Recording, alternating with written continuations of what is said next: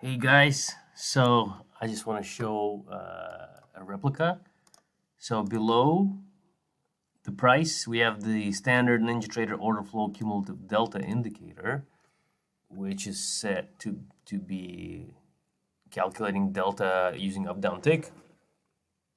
And below we have my indicator that I just recreated. And as you can see, the match, so we can pick any bar and the numbers match exactly.